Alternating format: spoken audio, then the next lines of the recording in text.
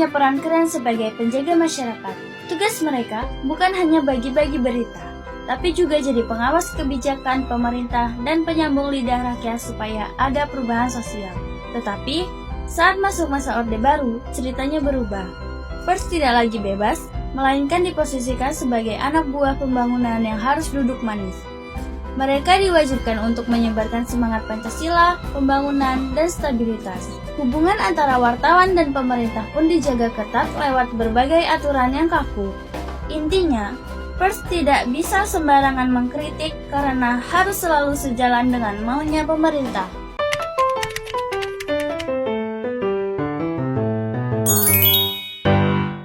Di era Orde Baru, pemerintah ingin agar seluruh rakyat Indonesia punya satu cara pandang yang beragam. Maka lahirnya sebuah program besar yang bernama P4, Pedoman Penghayatan dan Pengamalan Pancasila pada tahun 1978. Melalui buku kecil merah yang ikonik buku P4, setiap orang dari siswa hingga penjabat disekolahkan kembali untuk memahami Pancasila sesuai versi pemerintah.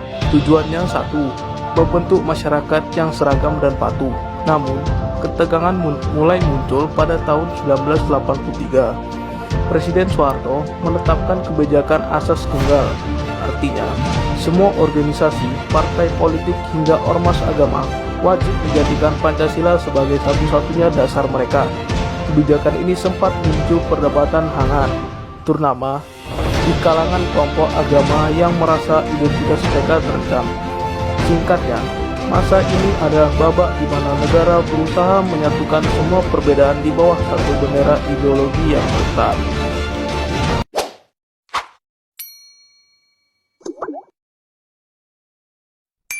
Pada masa Orde Baru, pemerintah fokus memperbaiki kualitas hidup rakyat melalui dua jalur utama, pendidikan dan kesehatan. Di bidang pendidikan, pemerintah membangun ribuan SD Impers hingga ke pelosok untuk memastikan semua anak bisa sekolah.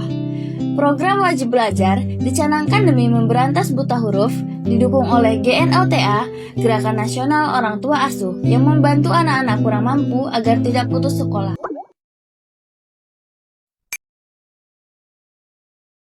Kota yang kudambakan, tawarkan kekerasan, nyeri, merobek hati, tak dapat aku hindari. Sombongnya engkau berjanji, kaulah bukan anganku. Mimpiku singgah di langit, kau bohong. Hari ke hari, waktu ke waktu, semakin kuat dengan celotehmu.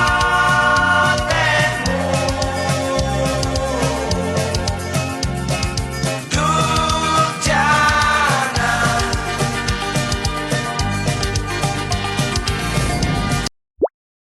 Apa dampak Orde Baru bagi rakyat Indonesia?